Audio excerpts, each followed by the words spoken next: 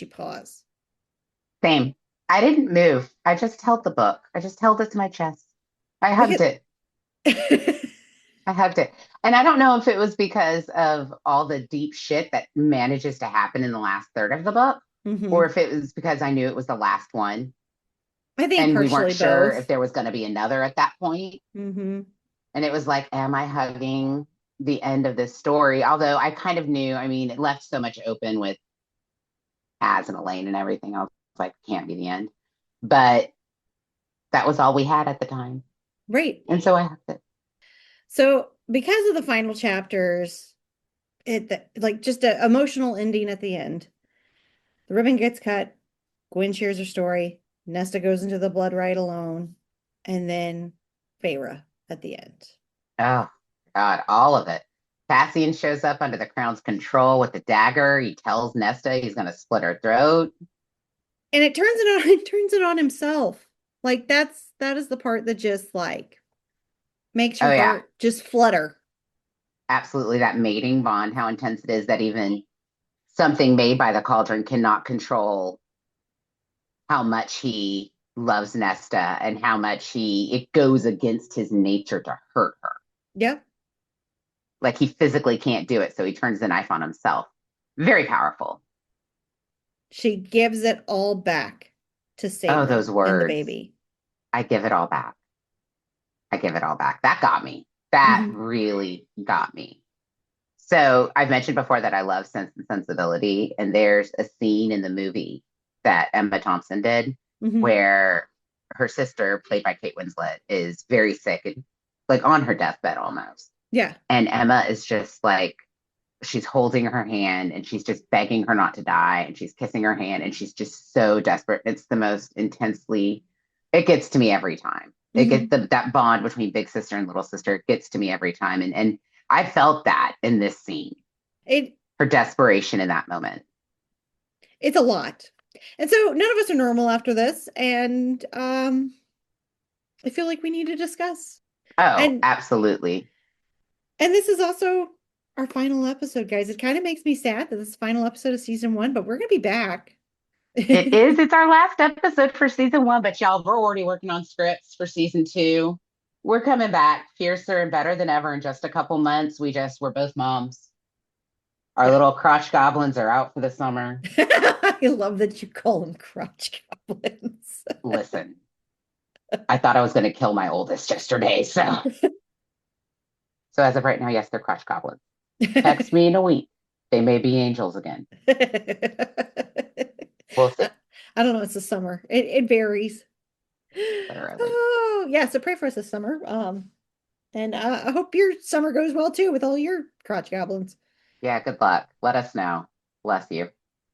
Bless you. But we're here to talk about the last part of Silver Flame. We're here, guys. The very last part of what is currently the ACOTAR series. Of course, come October, we are going to be as obnoxious as can be. Yeah. But for right now, we're gonna sit back and we're gonna reflect on all the amazing things that happened in the last part of this book. Here we go. Welcome to Pickle Party, where a menacee gets a little naughty. Join the Brine, it's book club time. Tropes and memes and feeling oh my.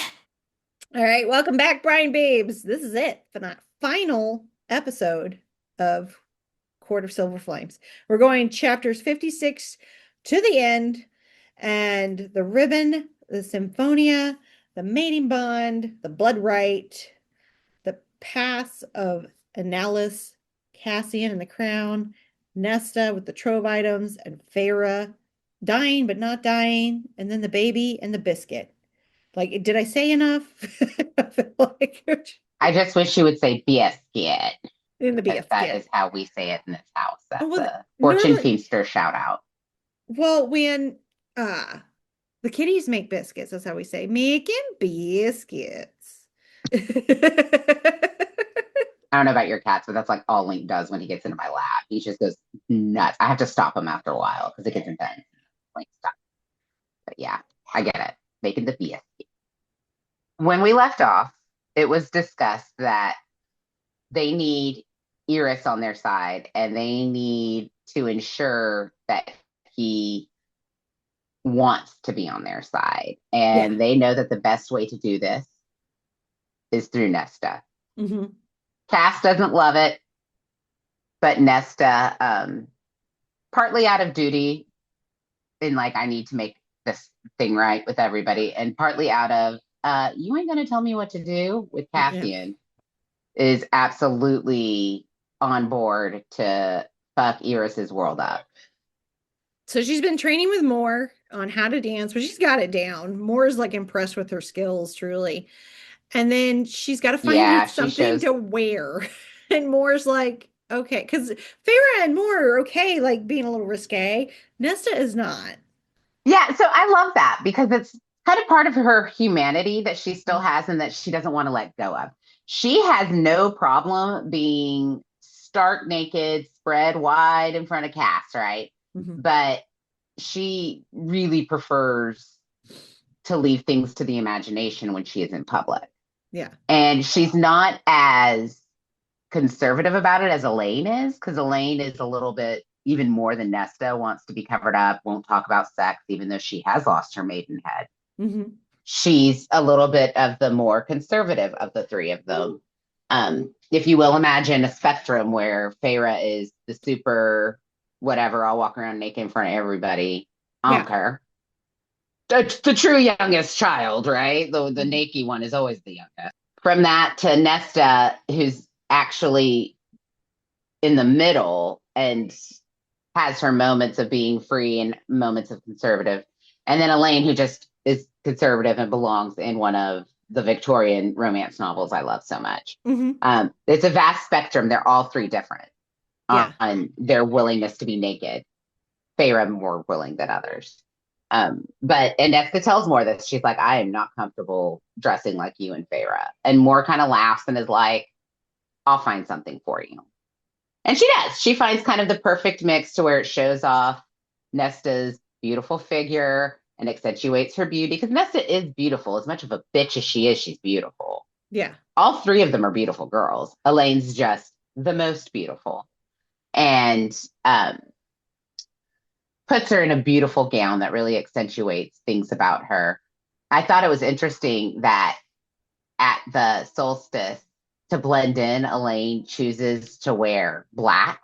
Mm-hmm. And Cassian notes that it actually makes her stand out because while she is considered the most beautiful, black does not fit her. It's not a good look for her. It doesn't accentuate her love of creation. Instead, like, she needs to wear bright colors.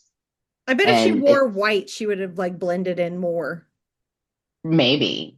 But I just think it's funny that to be in the, and he even says to be part of the court of night, mm-hmm. she really is awfully bright mm-hmm. for the court of night, because we wear a lot of black. And I thought, Moore likes to wear red. You should have put her in red. Well, that could work. Or even like a pinky red. Pink. Yeah, like a fuchsia or something. Mm-hmm. Something with color. But he notes that the black, it doesn't fit her personality. Yeah. Well, she's not. And she's not dark in any way. Like No, she really isn't. She's like a fucking Care Bear. And he like put the Care Bear in black. Like, that's kind of what they did. Now it's an emo Care Bear. Look what you made me do, Dad. Yeah. Nose ring and all. Yeah. Hair Super like all emo. over its face. Yeah. And before anybody comes at us, we both have nose rings. So yeah. And we were both emo at one point, like, seriously. Yeah, I feel like my emo phase happened a little bit like towards the end of high school. I don't know, is Hoobastank emo?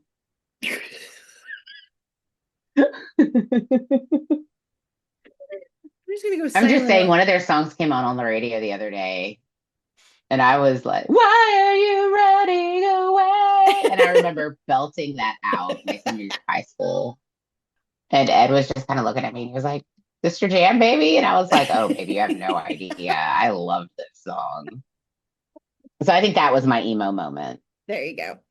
God, I haven't thought about that band in forever. Thanks for bringing it up. I literally, just because I heard that song the other day, that's the only reason. I had to think about the most emo-y band I ever listened to, and I was like, it's got to be Hoobastank. See, I would say dashboard confessionals, man. They're so emo-y. I never got into the dashboard confessionals, but I had a lot of friends who did. Or Death Cab for Cutie. They're super emo-y. Oh, I That did was like Death like Cab. that was Death Cab's a Matt's good. and mine is Death Cab. Yeah, you guys are, yeah, Death Cab reminds me of you guys for sure. That and Coldplay. But now that you guys have walked down memory lane with us. Yeah, sorry guys.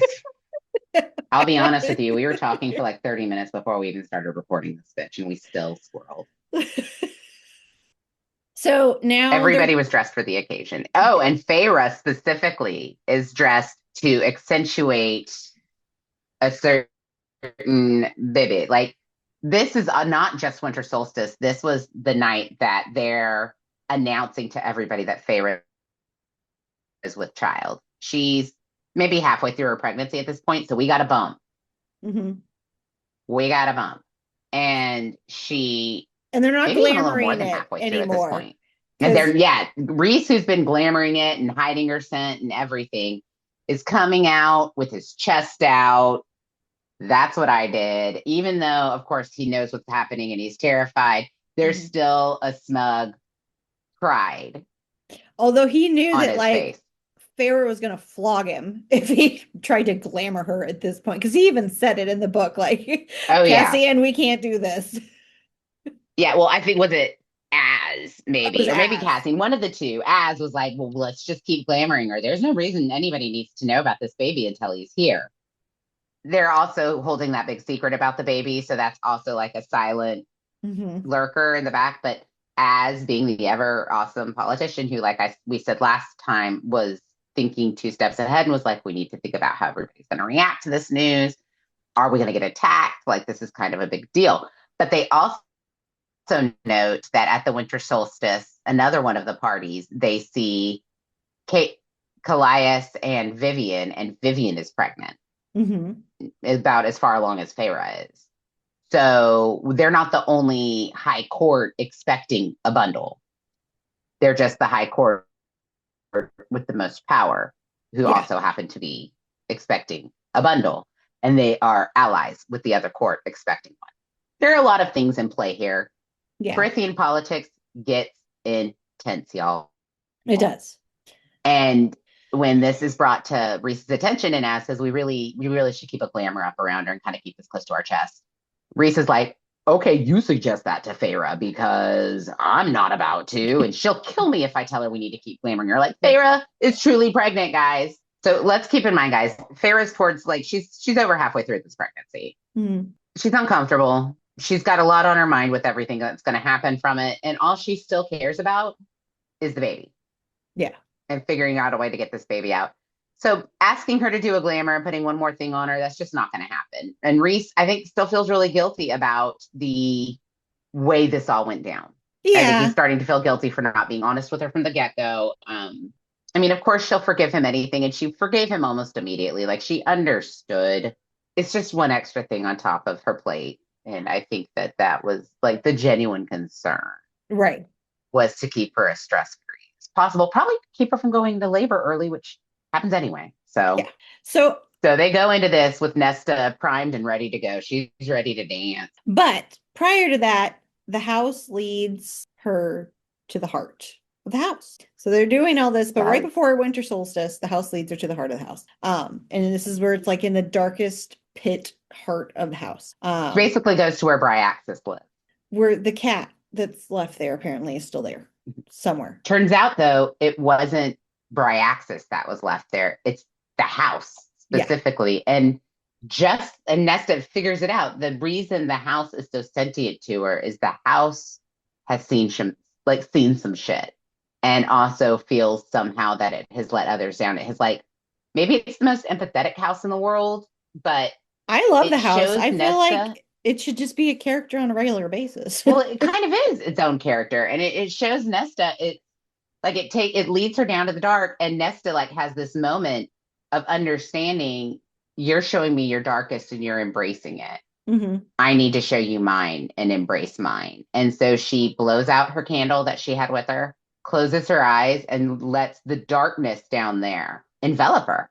Almost becomes one with the house in an odd moment of accepting herself. She becomes one with the house. It's very interesting. In a weird way, it's almost like she written. created part of the house to what it is. Yeah, it's hard to explain unless you're reading the chapter, but it's this moment of connection between her and this object. Yeah. It's almost like that has another developed Trove. feelings. Yeah, it's very interesting and makes you wonder if it's not her abilities that have caused the connection. I mean, she's cauldron made. So is that why the house connects with her on such a deep level? Maybe. I don't know. It's a really interesting moment, and it makes you question a lot of stuff of what is to come after this book. Yeah. Because at the end, the House of Wind is like gifted to, Cassian and Nesta as their home. Right. Rhys is basically like, listen, this house, like you guys are one. You guys should be together. This is your house. I just need you to say that I can use it for court duties, like royal duties or whatever that we need to use it for. And the priestesses, of course, have reign over the library. Of course, Nesta's fine with that. Yeah. He's like, you can't kick the priestesses out. And she's like, yeah, asshole, like I would. And that if we need it for any type of royal, we can. And she was like, yeah, I'm part of this night court, of course. Yeah. So it's a really sweet moment. Mm-hmm. And he's like, the house gets you. I can't take it away from you. And so the House of Wind becomes her home, funnily enough. What was her prison is now her home. And she has this deep connection with it, which is really cool. But before all that, we're at winter solstice. Mm-hmm. And there's a big party in the Court of Nightmares. You'll remember, guys, it's basically under the mountain. It's a much nicer version of what Amarantha had, but Amarantha's prison was modeled after this Court of Nightmares. But it's all decked out for solstice.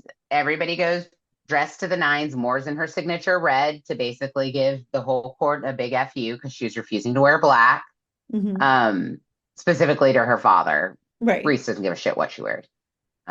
She could walk in there naked and Rhys would be like, what's up? He doesn't care.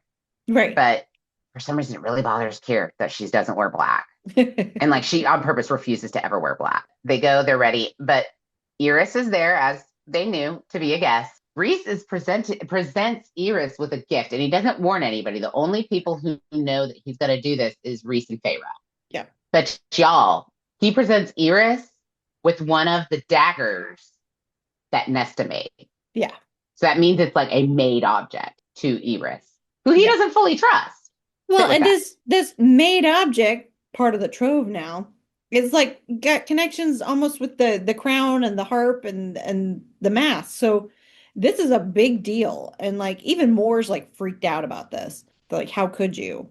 Yeah, nobody understands they understand that Rhys has ulterior motives, and they understand that he has good reason to do it. It's not something he would do freely, and he and Feyre seem confident in it, but they're all still looking side-eyed at the exchange and not quite understanding why in the world Rhys would give something with that kind of power to someone they don't trust 100%. But in the end, this is Rhys being Rhys. He made the decision, and he's doing it because he wants him to feel trust with them. And there's definitely an ulterior motive. Because he knows Baron's working with Briallyn. And so he doesn't want that to come towards them because we know Briallyn still has the crown at this point.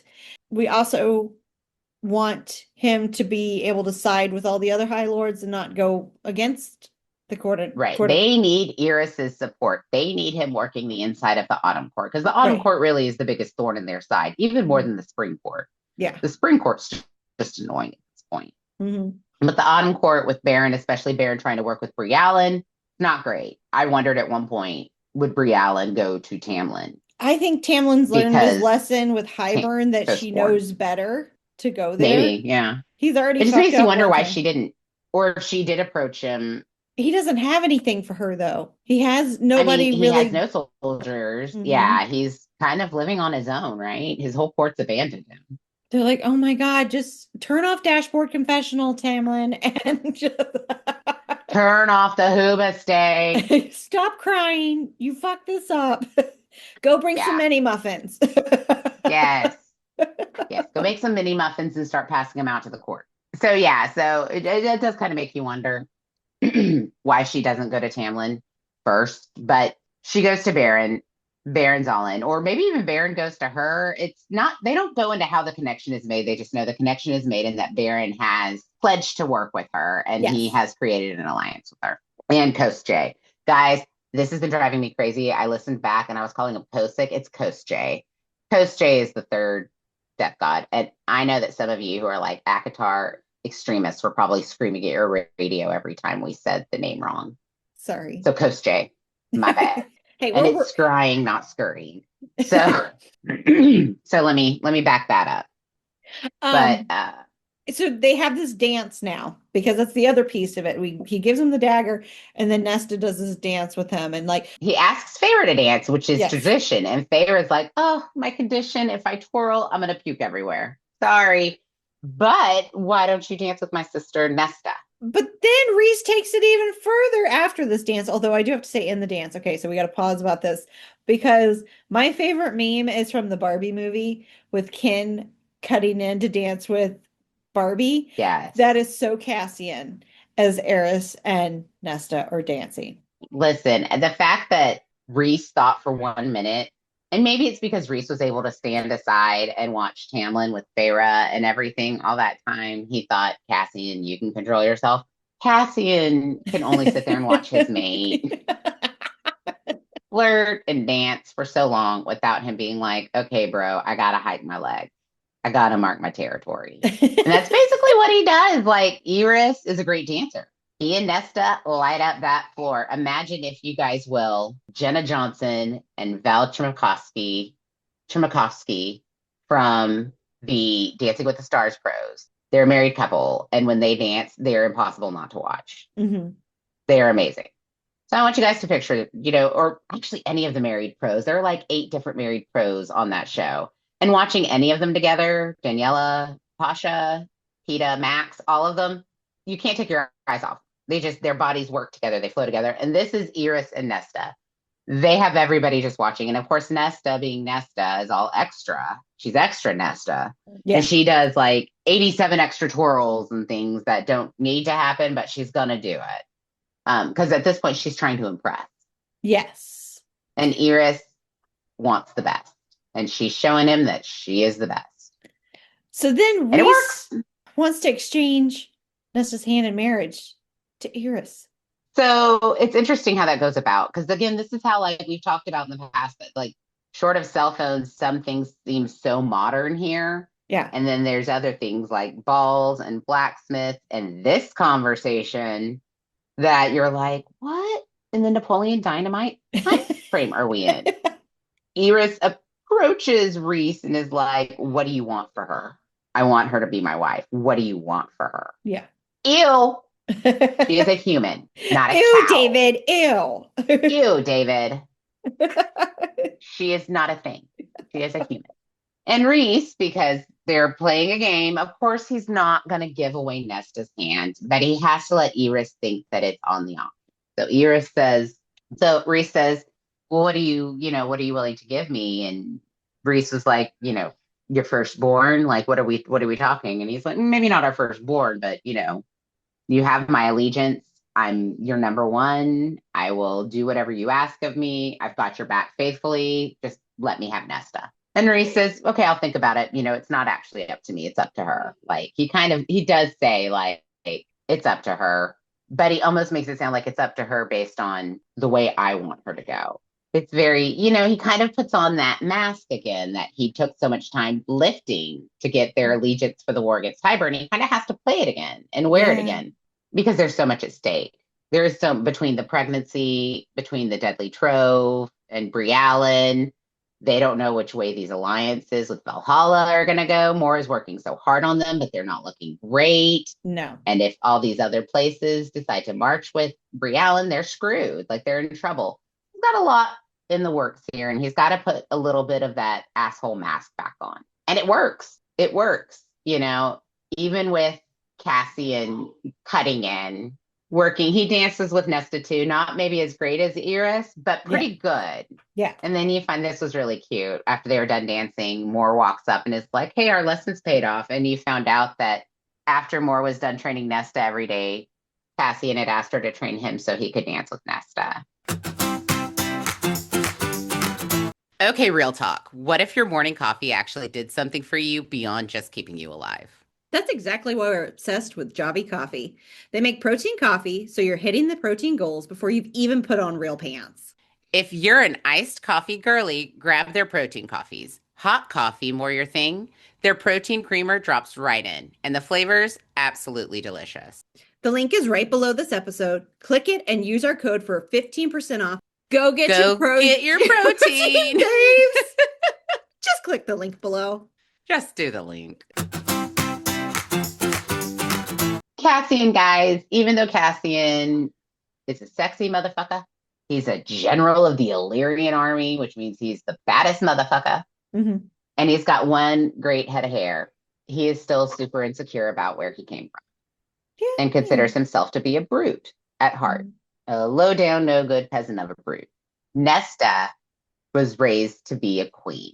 Nesta was raised to marry royalty. Well, that's the way her mother has put that. Royalty, which was her mother, not Nesta's goal, her mother's goal, which I think is something as all moms we find that we're guilty of, is pushing our own things on our kids. We have to watch that sometimes. Yeah. When we got the autism diagnosis, and I was crying to Sarah, and this is where she was like big sister of the year, but I was crying to Sarah about all these things that Gunnar wasn't going to get to do and all these, things that I thought he was going to miss out on. And she was like, Juliet, stop. All I'm hearing are the things you want for him. What about what he wants for him? And it changed everything. So sometimes you have to be sat down and be like, that's what you want, not what she wants or they want. And Mrs. Archeron was not great about that. No. Mama Archeron, not the best mama. I think her children were just tools to get what she thought she was entitled to in life. And that was the attitude she passed on to Nesta, but not Elaine. Right. Well, she made it kind of clear to Nesta, like, you're the braids, she's just the pretty one. And then there's Feyre. Yeah. Like she put them in boxes and it wasn't fair. Mm-hmm. So we go to Winter Solstice now at Feyre's, and we have gift exchange. Asriel gives Nesta reading light. And then you finally, you don't know what Cassian threw in the water and Frost and Starlight, but you find out that it's like this first printed book manuscript. It's like this tiny manuscript that fits in her pocket of like one of the original first romance. Like it wasn't cheap. It was a one of a kind. And that it even says the minute it went under the water when I threw it in last year, I regretted it. But there's nothing I could do.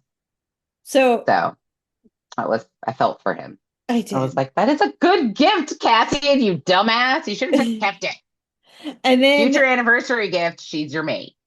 And then this year, he gives her the Symphonia, which is a rare device from Helian's court, Day Court. And it traps music and plays it back. It's an MP3 player. But I kind of see it as like, a little wind up, like, music box. That's what I had in my mind. A mini, it's almost like, in what I picture is almost like a little silver marble or like a stone, like a silver stone where then the music shoots up from it. Okay. That's kind of what I pictured. Maybe it's not right. I don't know. Sarah J. Massey Moss could be like, you dumb bitches. That's not at all what I described. But that's what I pictured. In my mind, even though I know she does give a description, I just have like this little tiny record player that you wind. Just like with the big ear thing, like you're like winding it up to listen. No, that's exactly I don't think that's it. I appreciate the imagery. That's what's in my head the whole time he's talking. But it's basically back in the day, the original MP3 player, but you can record on it and play things back because they don't have recorded music during this time. It's all live music. Because again, we don't know what era we're in. Vague time span. But it's a very sweet and touching gift. He sees how much music means to her, just like the last gift was with her love of books. But he gives it to her, and something about this gift, it breaks through to her heart. Because she sees it as like he worked really hard on doing this. I mean, he went back to the guys that played the night that they were dancing and had them record songs. She went back to the priestesses and had them record some of that music. And then he went to the local bars that she used to go to and go get music. I mean, he worked hard on this freaking gift. It's so sweet. It's just such a sweet gesture. Mm-hmm.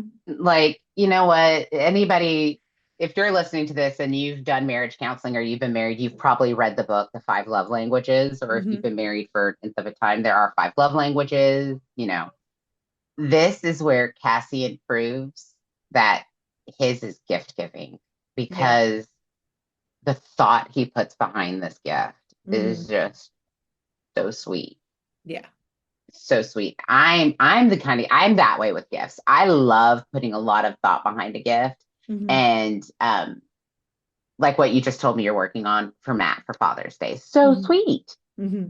Like, and it's something you put a lot of thought into. Like, I love it. I love it. And that's the kind of stuff Ed prefers. Ed wants stuff that you put thought into, that you can create, that, like he loves that kind of stuff. This gift just brings Nesta, it breaks the wall that she's Mm-hmm. finally had up. He calls her out too. He's like, "You're shoving me away. I think you'd rather be with Iris than me." And she says, "Iris is a brute and a piece of shit. Mm-hmm. He's not royalty. You are royalty. You are who I deserve and you are who I love." And they kind of have a breakthrough a little bit where she's like, "You're too good for me." Yeah. That like breaks me when she says that, like that she deserves to be with Iris because that's who she is. And and then they finally get to like she's like, I can't be with you because you're too good. That was a hard scene. I was crying. Yeah. Well, Not and gonna she's lie. like, "You're too good for me. All of your friends think it. Pretty sure my sisters think it. Like, you are way too good of a person. And I've known it since the minute I met you, and it terrified me." And that's when she gets to the heart of the matter. She won't let him in because if she lets him in, losing him would kill her. Yeah. And we've already seen how well she handled losing her dad.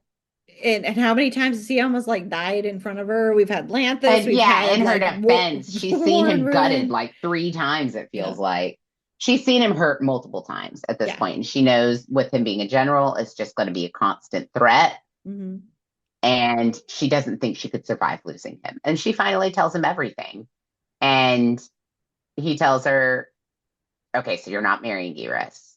You are mine. There will be no other for you." And she says yes. But she won't admit she's his mate. It's the funniest thing. If he says the word mate, she shut that shit down fast. Yeah. Like, it's like he finally got her to commit to being his girlfriend. But the minute he says marriage, she like slaps him. It's like Robin and Ted in the second season of How I Met Your Mother. Finally got her to be his girlfriend. But anytime marriage gets brought up, freaks her out, and it eventually breaks them up. And it doesn't break them up, but it does cause a bit of a fight. Yeah. When it gets brought up. But the Symphonia, it really is the big thing that it's amazing what that little object does to like break her heart open. The little tiny record player. Yeah, well, and it makes you wonder if that little tiny manuscript would have done the same damn thing if the bitch would have just opened it last year. What's with the tiny gifts from Cassian? What's he gonna give her next? He likes when things fit in your pocket. He's one of those people who'd be into the minis. Have you seen those videos of people like pretend cooking with mini instruments and stuff? Yes. I was gonna That's say he'd Cassian. have little Legos of him and Nesta, and they'd be doing stuff. They'd be like little bitty. Yeah, I don't know what that is with Cassian. He likes to feel really giant. I don't know. He would love the little bottles of liquor you get on an airplane. Oh yeah, he probably would.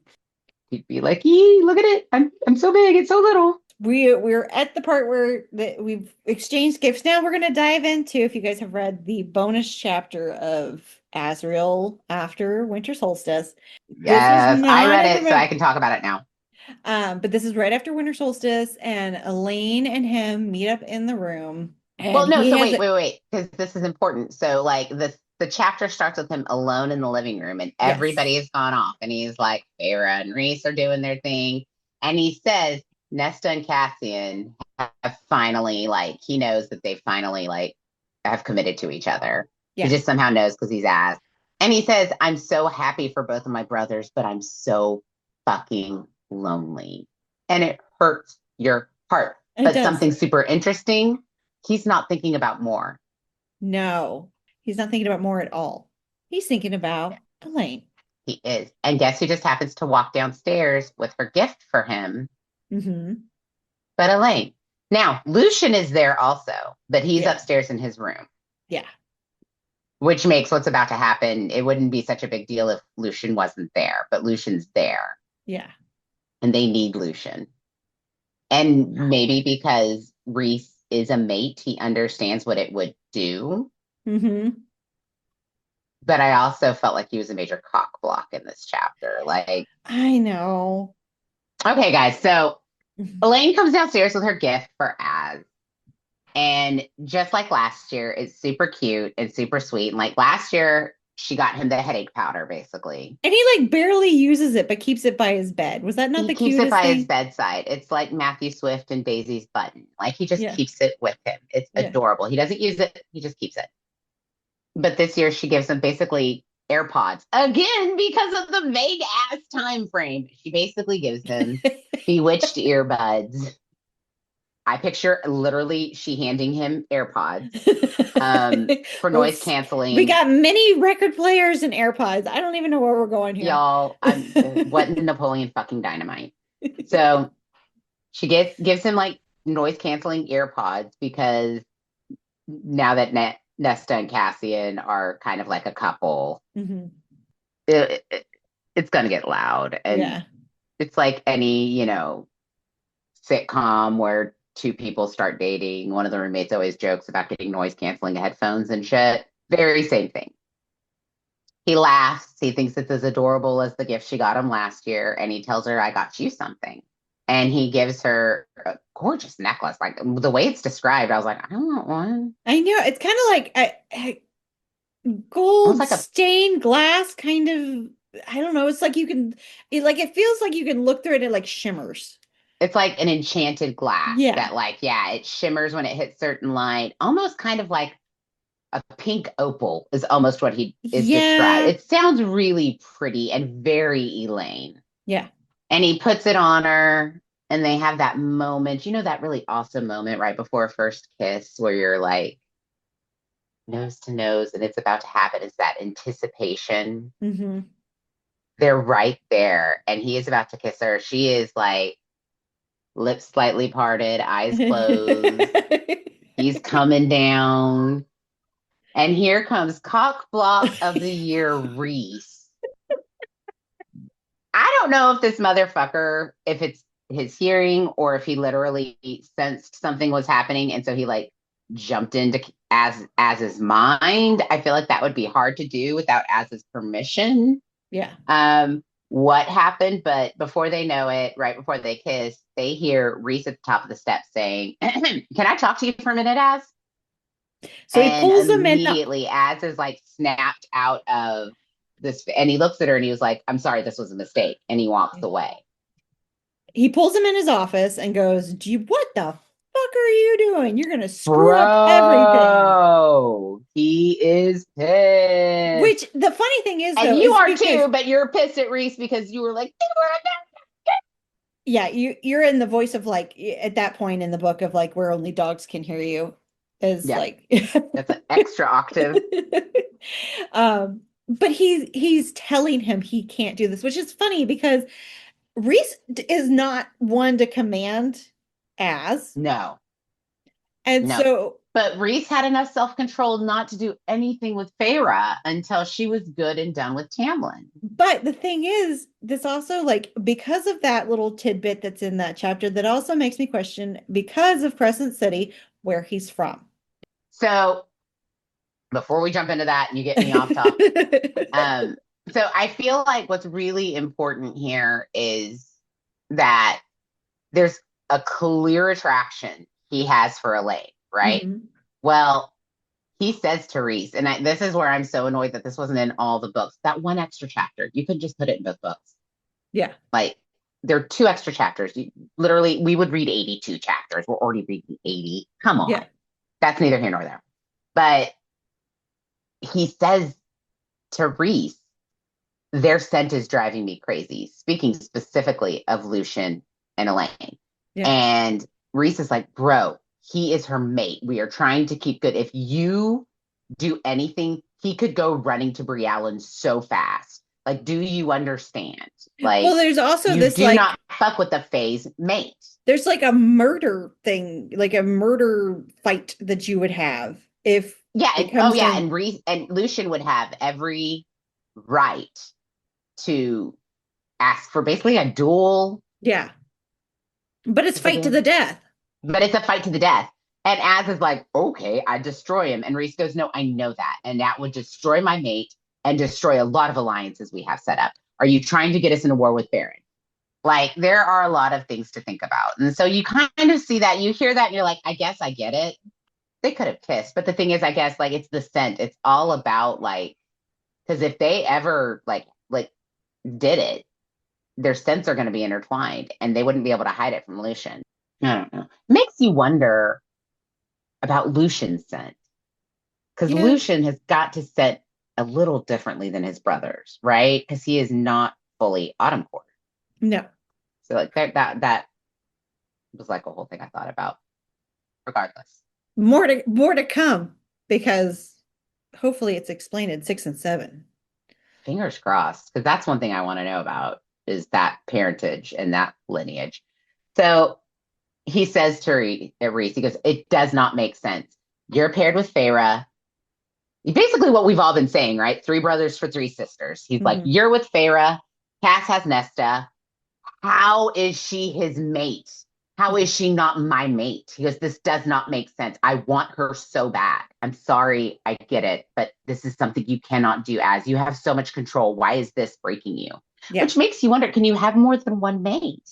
I don't think so. And well, unless one dies. I mean, Lucian dies, maybe she gets tied to someone else. They go into that a little bit, but Reese tells him, like, bro, you gotta chill. And he's a little annoyed because Reese isn't one to order him around, but he knows why Reese is doing it. So he immediately, kind of like that brotherly, I fucking hate you, but I forgive you. Right. He flies back to the House of Wind. Mm-hmm. And who does he come across, Les? He comes across in Gwyn. the middle of the night. It's like 3 a.m, by the way. She's training. Gwyn is training, and he comes across her, and he kind of tells her, you're doing that wrong. And she's like, fine, show me how it's done. Yeah, they have like a little, I guess it was kind of a flirty moment. Yeah. But it came off to me as more of a mentor-mentee moment. Yes. That it did. Like he knows, like a sensei moment. Yeah, like he's not like, for a minute I'm just totally taken by her beauty or anything. He appreciates her spirit. Yeah. More than anything. So they train together, and that's the end. They work together for a few minutes, and then he leaves her to keep doing her thing. Gives her a few tips and walks away, kind of thing. The next day, as he's leaving, she says, happy solstice. Like, she wishes him a happy solstice. It's a sweet moment. So the next day he goes back to the river house, and what does he find, Les? He finds a necklace. Elaine gave back the necklace. I think when he said this was a mistake, she panicked and felt bad. Did she, or did Reese go, if Lucian sees that, he's going to lose his mind, and goes and talks to her? Or Feyre goes and talks to her? I don't know. That's the thing. We don't know if Elaine wants to give the necklace back, or if Reese and Feyre talk to her and they're like, listen, this thing with you, and he has to stop. I don't know. That's a good question. They don't go into it. All he knows is he goes back and the necklace is on top of the gifts. So he takes it and pockets it, understands why it's there. Yeah. When he gets back to the House of Wind, he goes down to the library and talks to Clotho. And goes, take this and give it to Gwyn. He tells Clotho to give Gwyn the necklace. But don't tell him it's from him. Yes. She says, don't tell her it's from me. And Clotho goes, who would give her this, though? And he was like, a friend. Mm-hmm. Or she goes, I'll tell her a friend brought this for her. Yeah. And he thinks, I'm not her friend. Which, again, kind of led me to believe that that's not really much of a thing between them. Yeah. More of a, he rescued her in a time of need, and she lives in awe of him. Maybe he's more like the big brother she always wished she had, or something. I don't know. Maybe, yeah.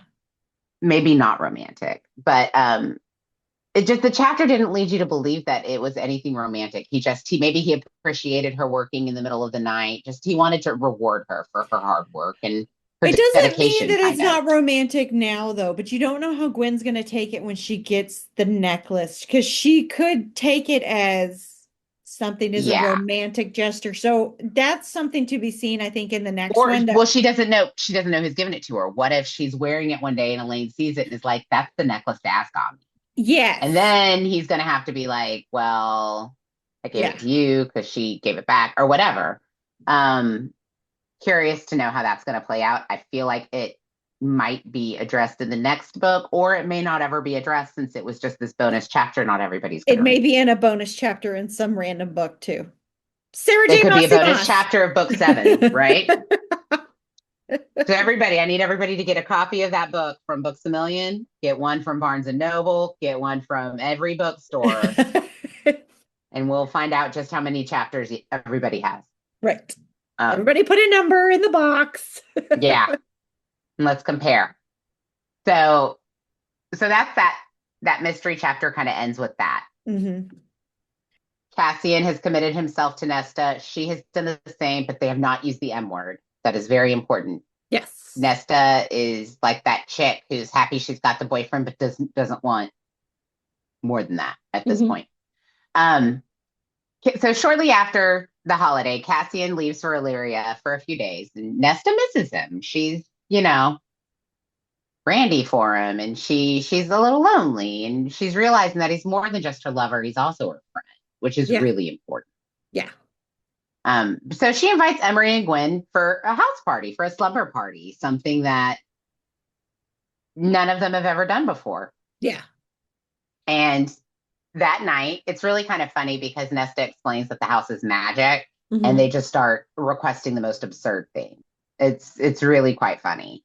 Oh, I would totally be doing that if someone told me that their house was magic. Oh, dude, they have like a magic little pony in the corner eating hay, and magical bubbles that are shooting off fireworks in another corner, and like it's amazing. I'm like, I want an ice cream sundae, and they're all eating gourmet desserts. Like it's really funny. Yeah. Specifically, Emery and Gwyn are getting a kick out of this, and they are requesting just the most absurd things. And Nesta thinks it's amazing. So one of the things that Gwyn brought for them to do is make friendship bracelets. How fucking relatable is that? I love it. I do love it. So precious. So precious. And so that's what they do. The house provides them with some charms. Gwyn sits down with them and shows them how to make bracelets. But these charms, they decide to make, wishes. They're being girls and being cutesy, and they decide to make wishes on their bracelets. And one that Nesta says is that they will always be together and be able to find each other in times of adversity. Mm-hmm. And that's important. So Cassian returns after 5 days, training resumes, and guys, it happens. Gwyn, who was so damned determined, and I love that Gwyn did it first, cuts the ribbon. Then shortly after that, Emery cuts the ribbon. And then by the end of the day, Nesta's cut the ribbon. And every time somebody cuts it, they take the ribbon, the heart that hits the ground, ties it around their head, and declares them Valkyrie, like part of their big ceremony. Mm-hmm. And it's a really big deal. They're officially Valkyries now. But remember, they're making kind of like a Valkyrie Illyrian hybrid. Yeah. Now that they've completed the Valkyrie training, it's time for them to complete the Illyrian training. And this is where Cass and Az are assholes. They're having so much fun with it. They make it so difficult on them, but like they make it through it. They set up this obnoxious obstacle course. It's kind of like what I picture in Kung Fu Panda. That with the first time he goes through and it like gets racked in the nuts, and he's like, "Oh, my tenders." Yeah. But that's kind of like what I picture. That's kind of what they describe, like these things that you hit and things fly around. And like total ninja warrior. Yeah, it's 100% Ninja Warrior, but like way more intense. Yeah.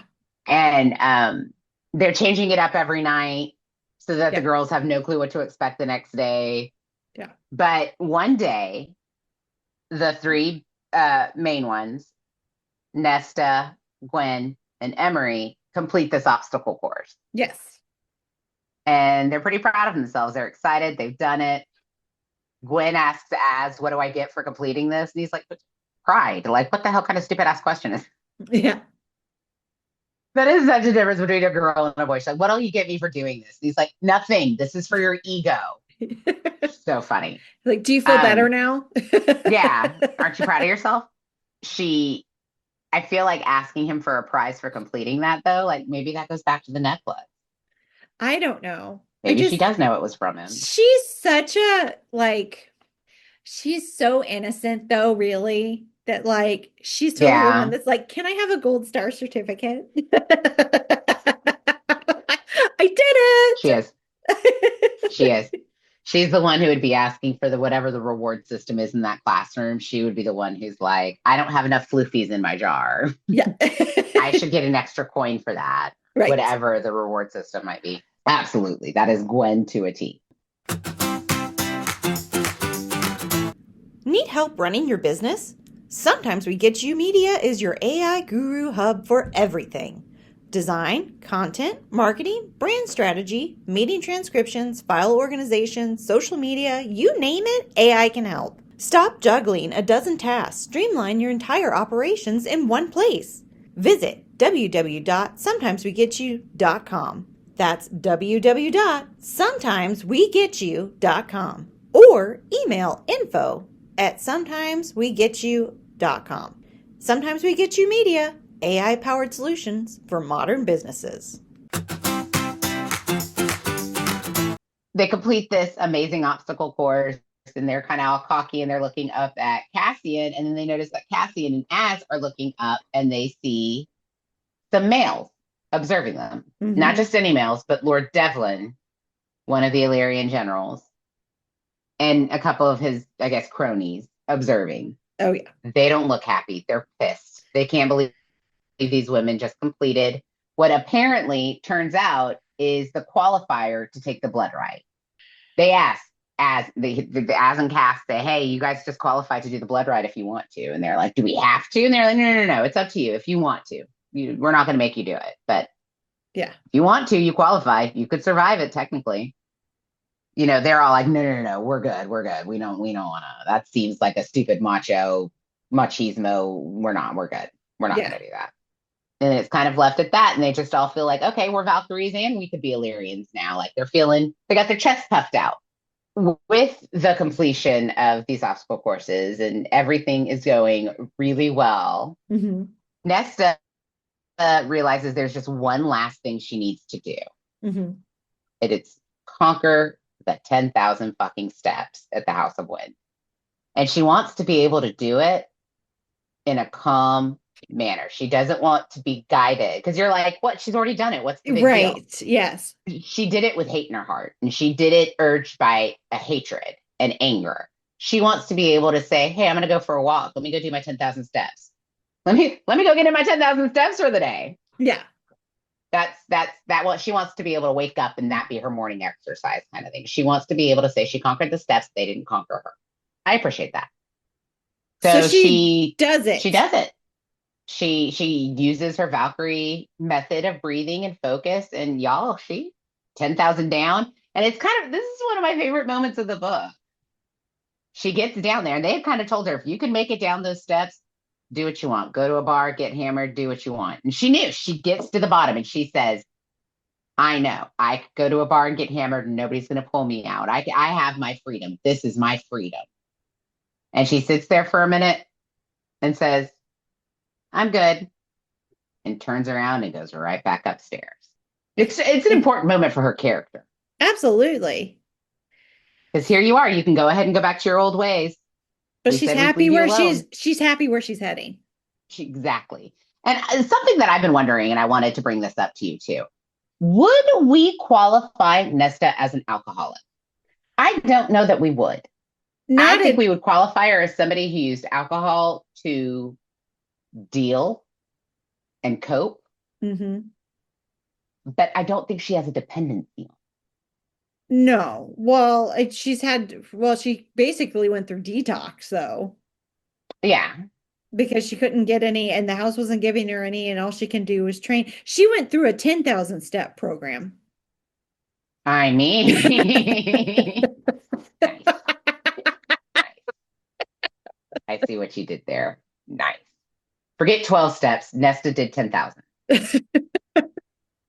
So Props to less on that. So yeah, so she does it, guys, but it's a big deal. She gets back upstairs, and who's waiting for her at the top of the stairs, guys?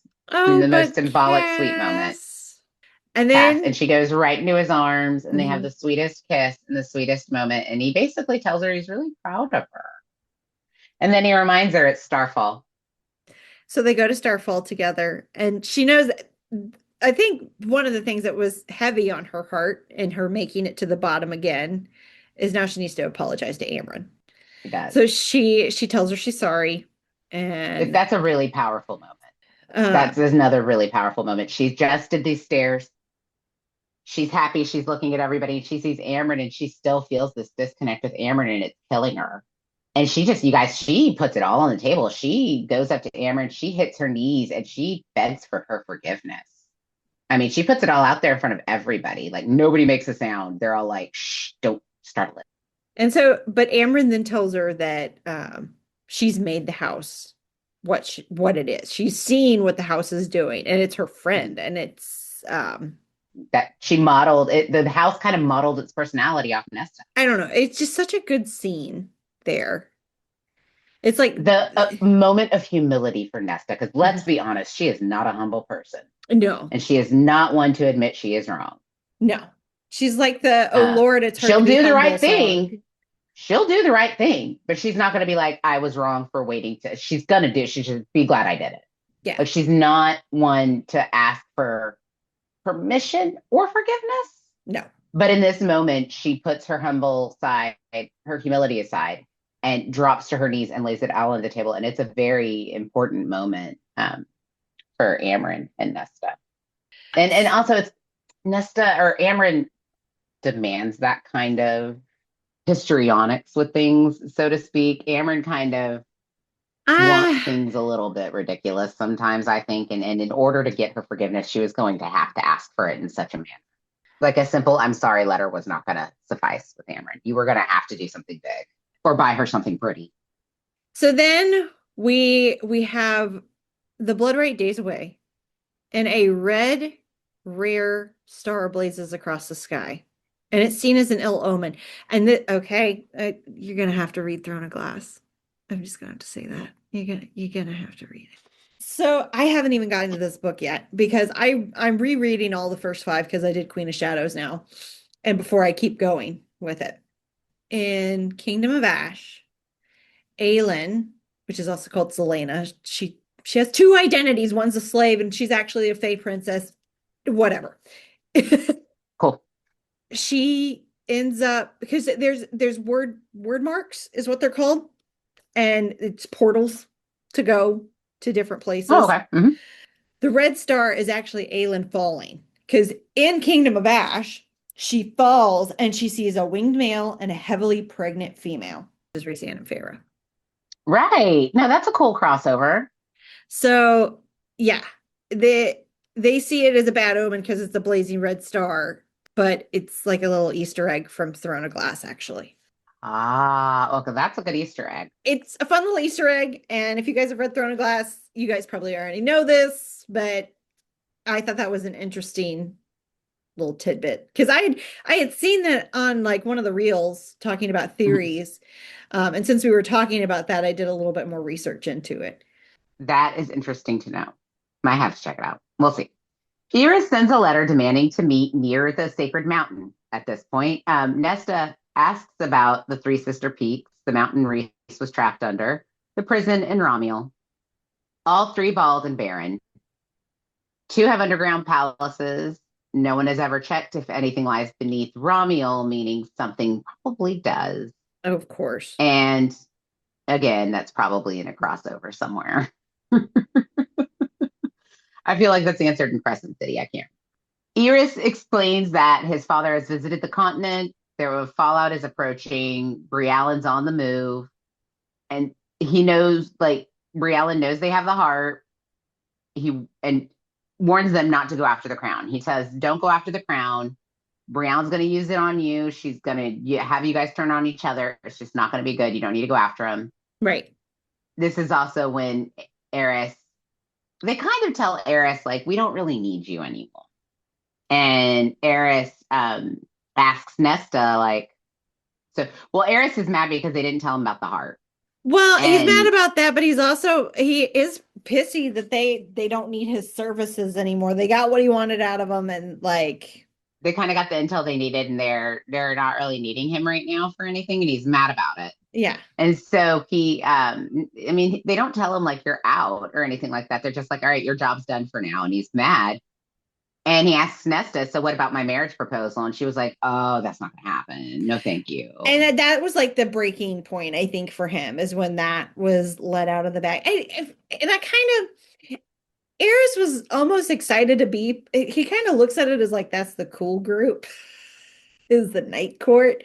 And then he gets dissed by Reese and Nesta that really you're not needed, and now you're not marrying into the Right. cool group. So thanks for your intel. Move along. Right. That's basic. No, I mean, that's not far from what happens. I kind of feel like that's why he kind of just You know what? I think that becomes more clear at the end of the book, though. Yes. When they Yes, go yes, back yes. to see him, when Cass goes to see him. Mhm. At the end of the book, Cass kind of starts to realize that for having been the brute and being raised the way he was, he thinks he still has a lot more than Eris ever will. And it makes him a Right. little sad for Eris, which just makes Eris more mad. But they get back to Valeris and they're talking and walking through the city. And she basically asks him if being, how does she put it? She says, if I am your partner, would that undermine my power? Mhm.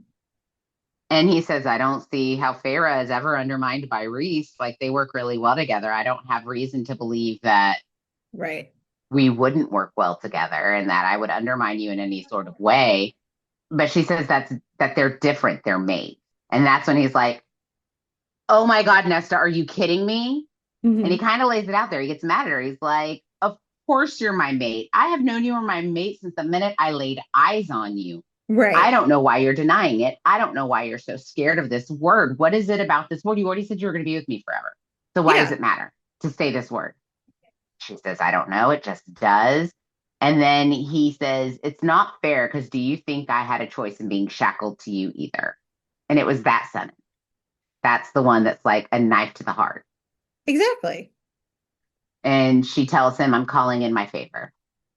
Because remember, guys, she made a promise with him. If I train, you have to promise me that I can call in any favor I want at some point down the line. And he agreed to it. Mm-hmm. He has no choice. She's calling in her favor. And she says, I don't want to see you for a week. Unless I come to you and speak to you first, I don't want to see you for a week. So he is forced by this bond and by the bargain made to go away. And it breaks his heart, it breaks her heart. Mm-hmm. He understands that he has to give her this so that she can figure everything out. And he also knows he doesn't really have a choice. Well, so she has more to take her. Well, exactly. He doesn't have a choice, but he also deep down, he knows they will work it out. It's just poor choice of words. And, married couples, whether they're married or not at this point, tend to fight over the stupid stuff. Yeah. 100%. So she is upset. She has Moore take her to Emery's, and Moore, very much understanding, takes her to Emery's and goes and gets Gwyn too, which is a big deal because Gwyn does not like to leave the premises. And mm-hmm. This means she came up to the Illyrian Mountains. Like, she didn't just leave the library to go train on site. Yeah. She left the site. This is a big deal for her. Right. And the last slumber party that they had was in the House of Gwyn, so she didn't really have to go anywhere. She didn't have to leave. Yeah, she didn't really have to leave. This is a really big deal. And Nesta is beyond touched that mm-hmm. Gwyn would do that for her. Yeah. So they all wearing their bracelets, their little friendship bracelets they had made at their previous slumber party. They have long talks. They talk it all out. And they help Nesta come to the decision that it's okay to be his mate. It's what they are, and accepting it isn't going to take anything away, and it's not going to make it hurt less. Like, it's going to hurt if he dies regardless. What's the difference between using a word? And also, it's not going to lessen her value to be his mate. And it's absolutely not going to take away her value to be his mate. So there's a lot of benefits to being his mate. First and foremost being he loves her and she loves him. Even though she doesn't So want to they admit kind it. of they do the girlfriend thing, and they talk some sense into her, and she falls asleep that night with the resolve to go find Cassian first thing in the morning and like offer him something to eat. Like, she's ready to commit. Sorry. And she's ready to commit. So goes to sleep with the best feeling in her heart and wakes up a couple hours later to being attacked. Yes. Well, with the searing pain in her head, like someone's drugged her, beaten her over the head, she wakes up. She's in her nightgown, kind of. There's a male in the room Yeah. whose scent she does not recognize. It is not Cass. It's not anyone she knows. And then she realizes the blood rite started, and they've all been taken at this point. Well, she wakes hears up Emery and she Gwyn wakes fighting. Yeah, she wakes up with them taking them, but then wakes up in the forest or mountain area. She wakes up and starts to fight. All of them start to fight, but they get overtaken and get drugged. Basically, they like chloroform them, put them all in separate places. Keep in mind, this is taking place around a huge mountain. Yeah. There's anywhere that they could put these girls, and they find a way to put them in the 3 opposite places. Right. Nesta wakes up early. So she wakes up, her head's killing her. She's in her nightgown. She finds a dagger by the tree as she's kind of like stumbling around. But there's another warrior there too. Like right when she wakes up, she makes eye contact as she's getting her bearings and realizing what's happening. Like, there's all these Illyrian males passed out around her. And it's taking her a minute to get her bearings. Right. And she's remembering what happened before she lost consciousness, and she's looking around and she realizes, holy shit, I'm in the blood rite.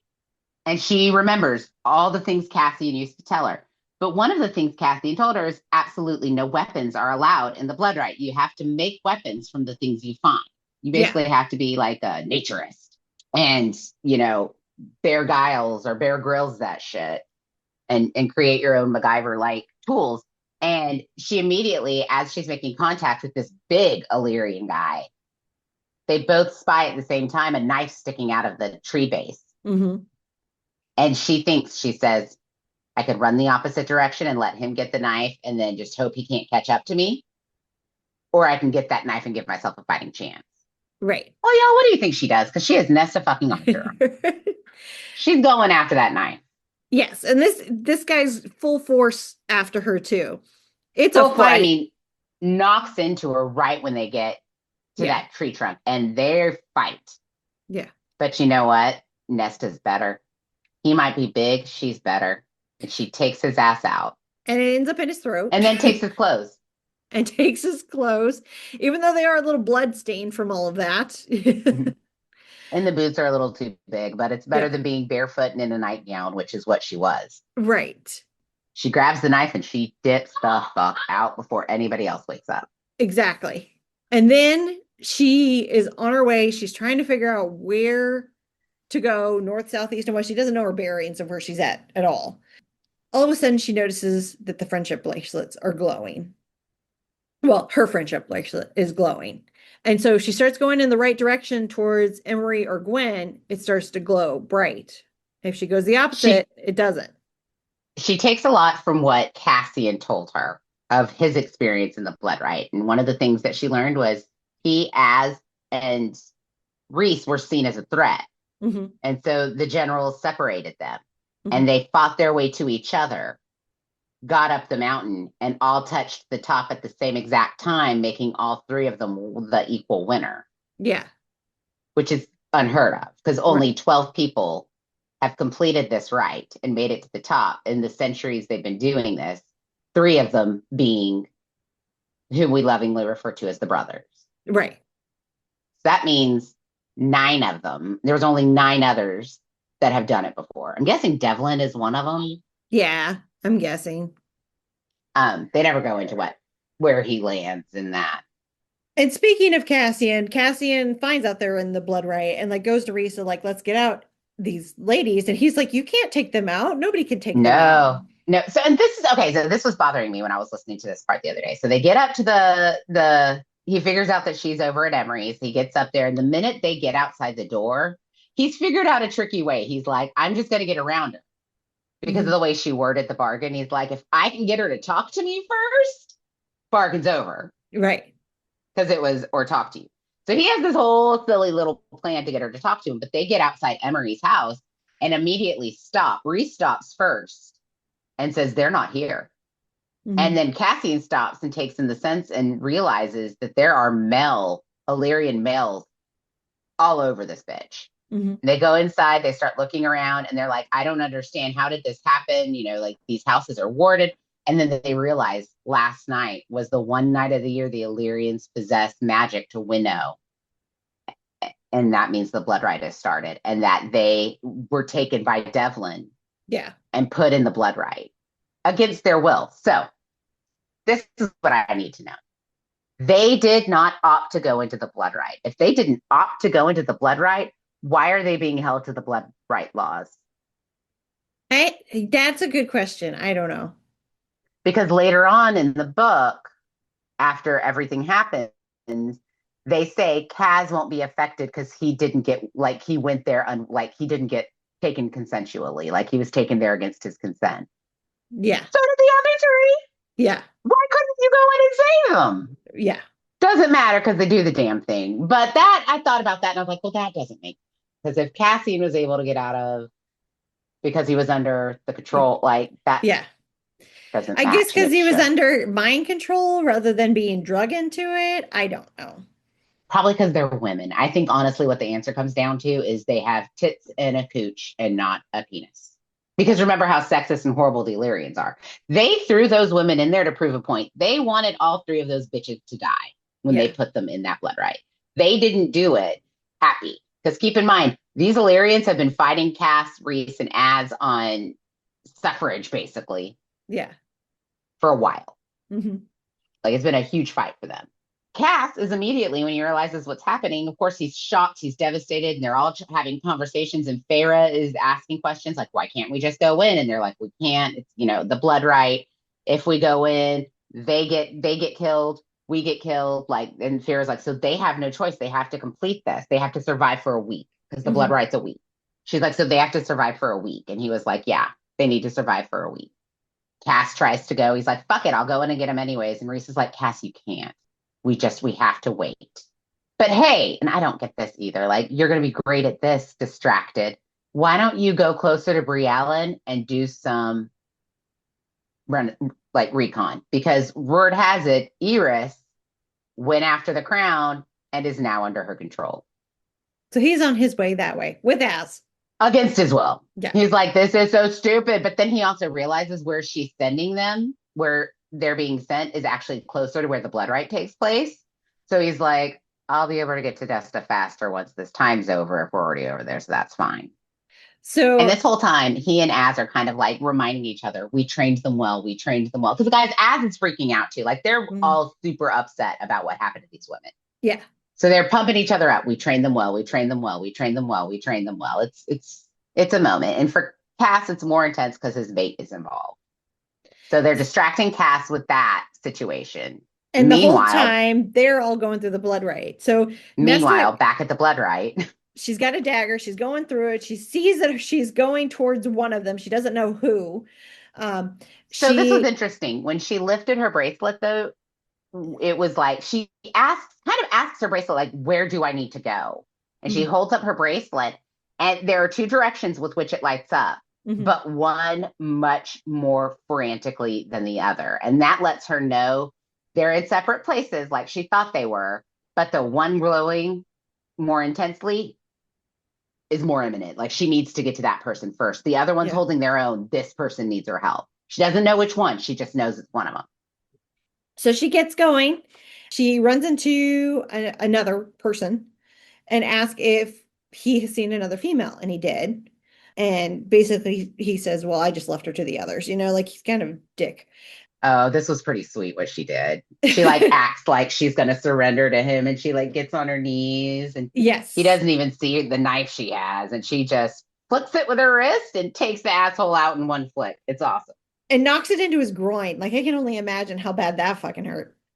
She basically castrates him. It's awesome. So, and then just twist it and pulls it back out. So she goes. I mean, I think there's a major artery down there, so that would yeah. the way to go, though.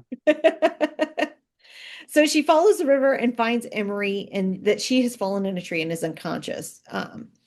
And so she's rescuing her, is like smart enough to dragging get her away by throwing herself in water to get away from to go down the river. But you guys, this is like ice cold water. This is on a mountain.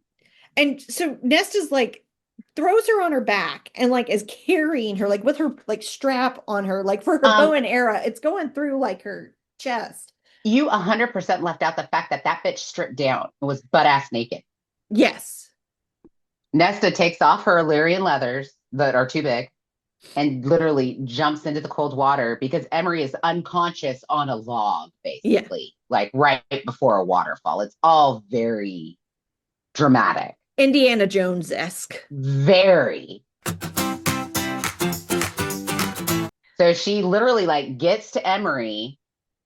Emery is also in her nightgown still. She literally says, I'm sorry, but this is gonna, like, she sees there's blood on Emery's head. Like, Emery's taking a bit of a beating. Yeah. And so she's like, this is gonna suck, and I'm sorry. And she like rips the nightgown off and uses the nightgown because she's also MacGyver to tie Emery like around her body in like a bandolier type fashion and swim back across the river with her.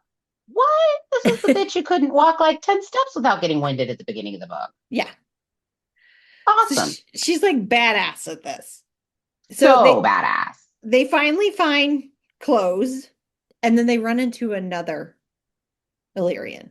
So I think we're going to learn more about this guy in future books. And I'm kind of hoping like this guy, I think this guy could potentially be Gwyn's mate.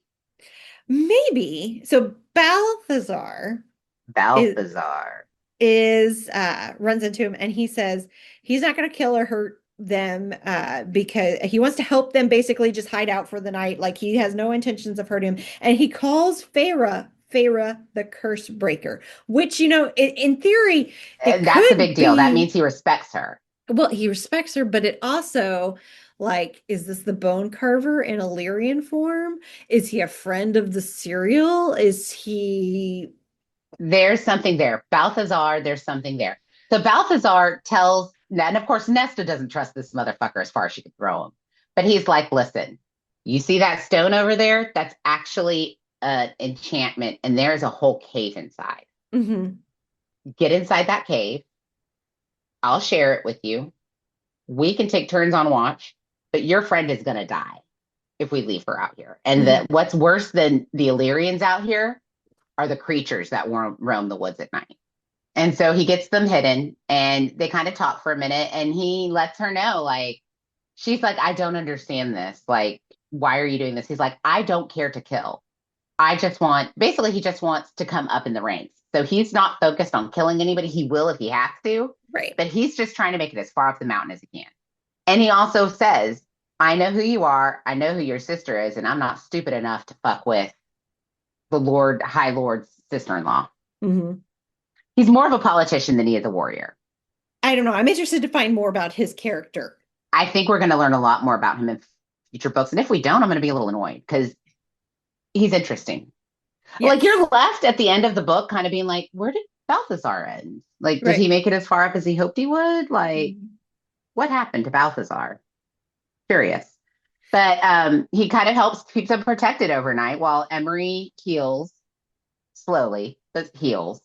And because mind you, they don't have the healing powers like normal. It's like healing at the rate of a human at the moment. Yeah, all their magic has been taken from them. It's part of the blood right. They don't have magic. They're not supposed to have weapons, which still puzzles Nesta how they have access to weapons, because she's coming across more and more Illyrians with weapons. Well, it's the same thing with the bracelet. And arrows. How does she have the bracelet? Why is her bracelet working? Her bracelet shouldn't be working.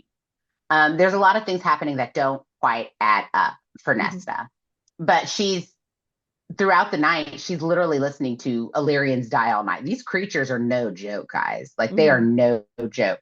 And the next morning when they wake up, Balthazar even tells them, like, you guys are going to have your pick of the litter of weapons, leathers, whatever you need. Just give it a minute. And the next morning, they literally walk out to like what looks like a battleground. Right. And it's just littered with Illyrian males. Balthazar even says a lot of them go into the trees to hide, but these creatures can climb trees. Like it's stupid that they don't remember that. And so that was interesting. And then he walks away. He says, "Good luck. Hope you survive," and walks away. And that's it. That's all you hear from Balthazar. But there's just enough of him to make you think that he is going to be important later down the road. But all in this time too, Cassian and Az are waiting by Briallyn's castle. Not patiently. No. And then they see Eris riding with the queen. And of course After days. Yeah. It's been a few days now, and they find somebody leaves. Yeah. And it's a whole like carriage. It's like a whole Mhm. caravan of carriages and guards and shit. This is happening and they're figuring out what to do in this part. And then we swoop back to Nesta and Emery. And they've got clothes, they've got weapons. They're going towards Gwyn now. This is where they're heading. And then they find a camp of males with Gwyn's nightgown. Well, it's a trap, actually. It's 100% a trap. So Bilibus. Bilibus, Emery's asshole cousin, that Nesta had noted, whose eyes were kind of glassy the first time she met him. She thought he was just drunk. Mhm. Now she's realizing it might be something else. So he's technically under Briallyn's control. They don't know this at this They're not point. 100%. Yeah, they didn't realize it, but she's starting to put things together. And Emery mentioned that Bilibus had just gotten back from a visit to the continent, which is where Briallyn was originally. And just the way he had been acting, extra aggressive, which isn't uncommon, but not great. Like it just, things weren't adding up, and Nesta knew something wasn't right. The pieces get put together a little further down the road, but he is 100% under Briallyn's control. Yes. So he and his counterparts decide they catch Gwyn. I'm sorry. They catch Emery and Nesta looking for Gwyn because they use the nightgown as a trap. And it seems that Bilibus's only goal isn't actually to complete the blood rite, but more to kill Emery and Nesta. It's weird. He has no interest in doing the blood rite. He's out for blood, and it's only because he's under the control of, Briallyn's crown that's the reason he's kind of at that point, which I think if he was actually if he had control of his own mind, he'd probably be going for the blood rite. Not saying that he wouldn't be an asshole to Emery, because he kind of already is an asshole to Emery prior. Yeah, but I don't think he would care. Like I don't think it would be as big of a distraction. He's out for blood at this point. I mean, they found that nightgown, and because I guess Gwyn had, like Nesta, was able to kill an Illyrian and shed and get into the leathers and left her nightgown behind. Well, Bilibus found the nightgown and was like, ooh, this is one of the three bitches. This is how we're going to get them, because they're going to look for each other. Yeah. Not stupid on his part. Of course, I don't know if that was him or Briallyn. It's probably Briallyn. Probably Briallyn. That's when they realized that they have been tricked into this catch. And she, like, as she's talking to Bilibus, I can't remember if it's like comes from behind him or from the side, but basically like a jaguar type predator cat comes out of nowhere. Snake cat thing. A snake cat thing comes out of nowhere and like it starts attacking the camp. Right. Bilibus doesn't care that all of his friends are dying. He's just wanting to know, like he's fighting the thing, but it gets distracted long enough that Emery and Nesta can get away. And they hear Gwyn's voice calling from them. Yes. And they realize Gwyn lured that cat creature snake thing over and saved them, basically. And then the three of them escape together and take shelter in a tree. And this is where you really get to know more of Emery's story and Gwyn's story. More Emery's at this point. And it's more just the history of the Illyrian, the Pass of Enalius. Yeah. And its history where a young warrior named Enalius held the stone archway alone against impossible odds to drive things away. They go into this in Crescent City. We're going to talk about this specific thing in Crescent City also, because this battle is also talked about in those books. But it's called the Breaking, and it's why they do the blood rite every year, is to honor this Illyrian soldier who held these people off for days before dying. Yes. And that's why it's a 7-day thing.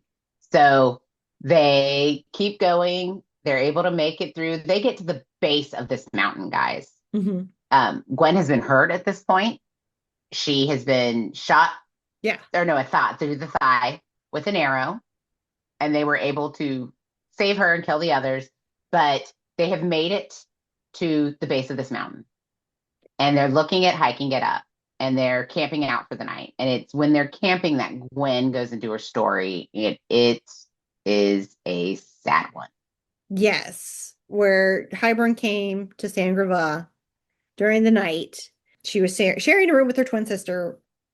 These soldiers basically came in and raped both her and her sister and killed her sister.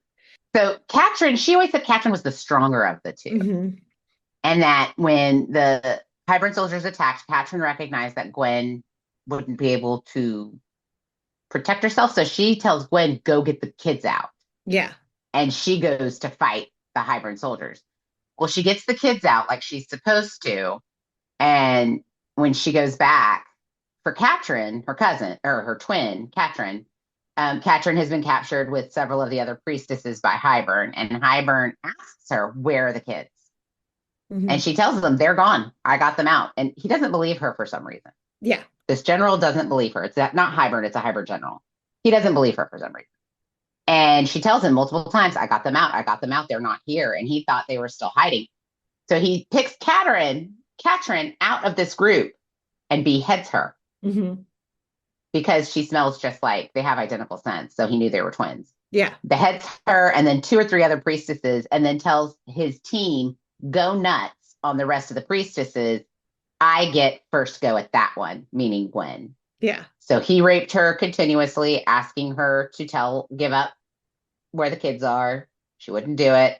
So then he let his soldiers take turns until Az got there, basically, and finished them off. Slaughtered everybody. Yeah, I would hate to see Az walking into something like that.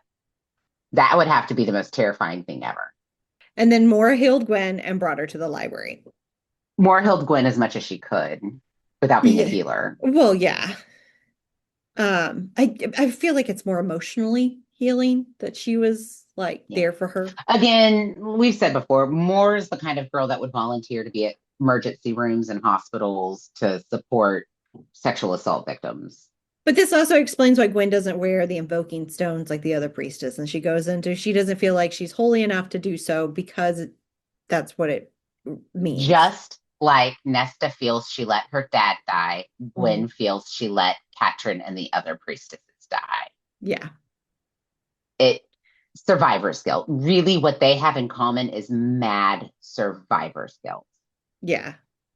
And then Emery also shares the story of her mom and dad, of where her father beat her mother to death, and Emery dug the grave for her mom. I'm going to get sad.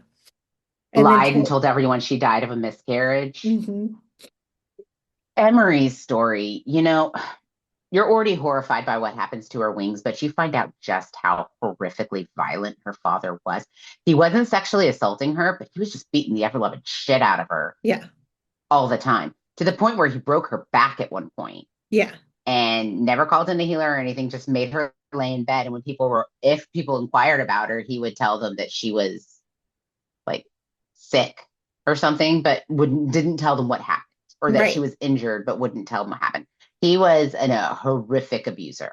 And Emery says it's her mother's memory that made her want to sign up to be a Valkyrie. It's her mother. It's how much her father would have hated it. And how it's her hatred for her father and her love for her mother. Because she was like, my mother protected me from so much of it, but once he killed her, she couldn't protect me anymore. And so she said she will climb this hill every day if she has to for her mother.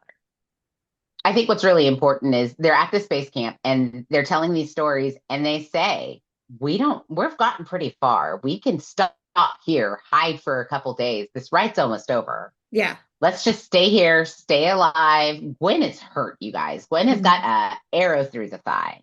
Yeah. They've gotten the arrow out, of course, but that's a major limb to be injured. It's not like her shoulders hurt. She's going to be trying to climb a mountain with basically one thigh. Like, it's not going to work. Yeah. Somebody's going to have to carry her. Yeah. And Gwyn, all of them are like, maybe it's even Nesta who's like, we can just camp here, guys. We don't have to win. We just need to survive. And we will still be considered Illyrian. We'll just, there's 3 different types, and we'll be considered one of the lower ranks instead of a higher rank. Exactly. That doesn't matter to me what our rank is. I just want us to survive. And Gwyn and Emery tell their stories, and they're like, no. We're going to finish this. It's for all of them. It's for all of us. And it's a beautiful thing. And Nesta tells them her story. Nesta finally lays it all bare. The House of Wind, that she killed her father, what she didn't do. She tells them everything. And then they all agree we're going to win this whole thing. Yeah. Fuck them. Fuck the naysayers. This is our time.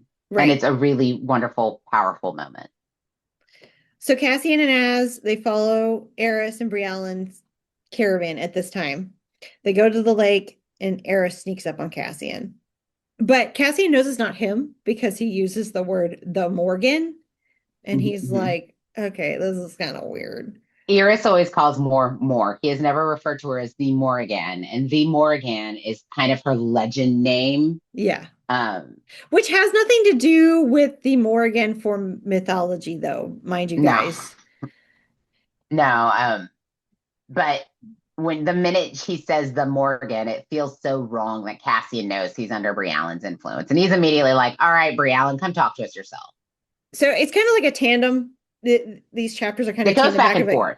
You got the girls going up the mountain. Bilius is right behind them. They're trying to get to the top, but they're gaining on them. And then you've got Cassian and Az going on this piece. So they realize that Briallyn's cloak figure removes its head and falls to the ground. So they've been tricked, and they've brought out to this lake. Well, guess who's at this lake? Kosjay is there. Briallyn's not there, but Kosjay is. And Kosjay has a lot of powers. He's a death god and a sorcerer. Yes. And he is able to basically have Briallyn's crown attached to Cass and winnow both her and Cass away, because she knows that the only way to get to Nesta is through her mate. So Az tells him to run, take off, get Eris, but he can't move because she's hidden behind a tree but wearing the crown. We get to this part where now we've got 2 dire needs. We've got Cassian trapped by Briallyn. We've got Nesta trapped by Bilius. So Bilius has caught up to Nesta and the girls, and they get pretty far ahead, but then one slip, like Nesta's legs give out, and they roll back down all the way to the Enalius Pass, which is the big stone archway. Yeah. And they've gotten quite a bit ahead. And so they fell a bit. They fell a good like mile down the mountain. Right. And Nesta she can't carry Gwyn anymore. And she sees Bilius and his few counterparts that are left coming right up the mountain behind her. Yeah. And she looks at them and says, go. She takes the sword that she has, that she's come across throughout this time, and she tells Gwyn and Emery, go, finish this. Gwyn doesn't want to leave. Gwyn's saying, no. Gwyn, what are you going to do, baby girl? You can't stand on one leg and fight. So she knocks her out just to get her to go. She literally does like a pressure point knockout and knocks Gwyn out. And Emery understands, like Emery and her are making eye contact, and Emery agrees, like, yeah, give me Gwyn, we have to go. And Gwyn's the one who's fighting it, is saying, I won't leave you. They basically knock Gwyn out. She ties Gwyn across Emery's back, and they take off to finish this damn thing. And Nesta waits. And she's pissed, but she's smart about how she does it. The way she sets it up, she forces the soldiers to come through one by one through the pass and just starts taking them out. Like freaking shooting, like fish in a barrel. And then all of a sudden, Cassian appears. Relieved to see him, and he gives her a hug, but then goes, I'm going to slit your throat. And she goes, oh, fuck. She realizes Briallyn's with them and he's under the crown's control and he's having a hard time fighting against it. Yeah. And he's hugging her and he's hugging her hard. She understands that this is not him. And Briallyn basically reveals the whole plan at this point. Like she just lays it out there, like evil villain, like Can I tell you, 101. that is like Ed, right? That is Ed's biggest pet peeve. Shut up. Stop telling your story. Kill them. But it's always these bad guys who feel the need to sit back and be like, let me explain to you how I duped you before I killed you. Yeah. Every time. No, it's bad. Now that I've got you where I want you, let me tell you how I did. And she explains that she orchestrated Nesta coming into the blood rite to wear down her power. She wanted Nesta in this blood rite because her power is gone and that she couldn't fight Nesta on her own. Oh, yeah. No, she knew that. She needed Nesta weak. And without full magic, Nesta's easier to control. And Bilibus was under the crown's control the whole time, as we discussed, and ordered to hunt Nesta, but not to kill her. And he was about to kill her when they found him, which is why Cassian killed him.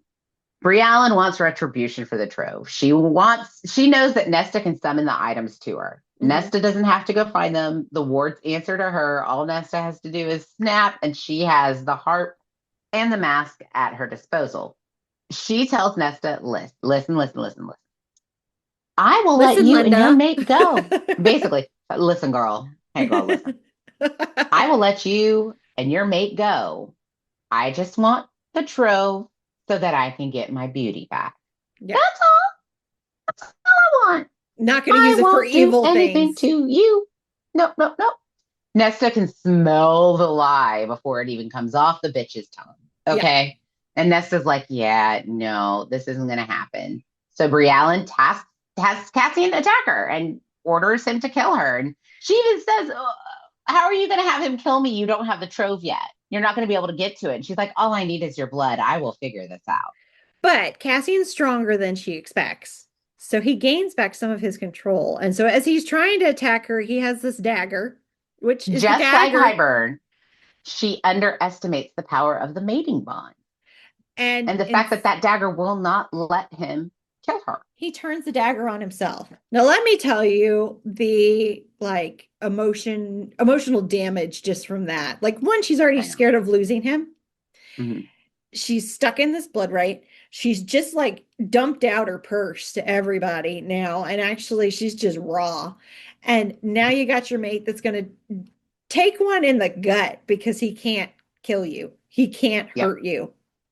This causes Nesta to erupt, and she launches the full force of the cauldron that she has on her and just lunges herself at Briallyn and reduces Briallyn, just touching her, reduces her to ash, to where all that's left is a crown. But Koshek's still just hanging out there in the lake, mind you. Oh, Koshek's still out there, guys. So again, much like with the Battle of Hybern, when Hybern died, they still had to take out the rest of the army. Koshek is still there. Chilling. Koshek is waiting. So he'll be back. Still a problem. He's like, and he even said when he helped capture Cassian for Briallyn, he said, tell my Vassa I'm waiting. So he's still waiting on Vassa to return to him also. Yeah. He's like the end scene at the end of the movie, you know? Yeah. Where it's like you tell Vassa he'll I'm be waiting. Back in part 2, like they do in the Marvel movies. Yes. So Cassian is unharmed. It's actually really funny because she looks over at Cassian and thinks for about 2 seconds he's dead. And then he sits up and goes, yeah, I needed that to look real so that you could do that. Like, basically is like, I thought I'd lay low until you were done killing the bitch. And during this time, guys, during her fight with Bilibus, Emery and Gwyn make it to the top. Yes. Of the mountain and end the blood rite. So Cassian kisses they are the mate. Official big winners. They are the big winners. Gwyn and Emery. Then Moore and Az appear, and something's wrong with Farah, basically. They say Eris is safe. He is basically detoxing down at the Court of Nightmares, but something's wrong with Farah. She's gone into labor early, and it's 2 months early. I think she's bleeding for hours, and she's basically. Bleeding. She's been bleeding for hours, and she is at least 2 months early. And the baby is wedged into the birth canal. It's exactly what they predicted was going to happen. So Farah says, cut the baby out. Cut the baby out. Try to save him. The baby's too small. She's going to die regardless. So is Rhys. So And this so is she's saying, cut the baby out. And Madja agrees to try. so They get the baby out. He's too small and clearly not alive. so he's hanging on by a thread. Feyre's Feyre's dying. hanging on by a thread. Nesta puts the mask, the crown, and holds the harp, and she plucks the 26th string, which the 26th string is time. And she can feel, it almost makes me think, in Hercules where they had the strings and they cut it. It almost feels like that moment for Yes. Well, it's just the way she stops time with the string. And in the scene that is described, Feyre's dying. Moore's holding a dead baby in the corner crying. Mhm. Rhys is lunging for Feyre. Cass and Az are trying to hold him back. It's all very, Elaine is sobbing, holding Feyre's other hand. Yeah. It's all very sad. And she plucks this string while wearing the crown and the mask as Feyre is taking her last breath. She can feel death all around. Yeah. She holds it at bay and she begins to hear a female voice, and it's the voice of the mother. And because Just she hears overall that, the mother. like she starts to like talk to it. Like, I give it all back. If you can hear me, I give it all back. I give it all back. If you just save these Save my two. sister. Save my sister. Save this baby. Save my brother-in-law. Save these people. I will give it all back. And it's the sweetest moment of desperation. Mm-hmm. And she's laying across Feyre, and she is much like Feyre laid across Rhys, much like Tamlin laid across Feyre at one point. She's laying across Feyre, and she is crying, and she is begging, I give it all back. I give it all back. And she had like this conversation, basically, with the cauldron, or the mother, if you will. Well, about the funny thing about this, I kind of have to laugh, is you have this mother part that is so empathetic and kind, but yet this cauldron is it's so evil. It sounds it's like so powerful. It's just power. But And power most of the unchecked people becomes evil. Yes. But then at the heart of it, just like the house, at the heart of the cauldron is the mother, and she cares.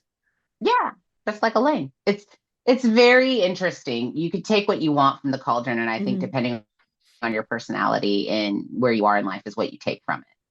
She throws it all on the line and tells Feyre, I love you, and gives it all back, and time resumes. And before Nesta knows it, a light flows from her body into Feyre. And this light drifts between the sisters, and then the light goes to the baby in Moore's arms and to Rhys, and everything is just glowing almost. Glowing. Before there was too small baby. Now he's fully grown, and he's healthy, and he's beautiful. And basically what she did was allow it so that herself and Feyre and maybe even Elaine can bear Illyrian babies.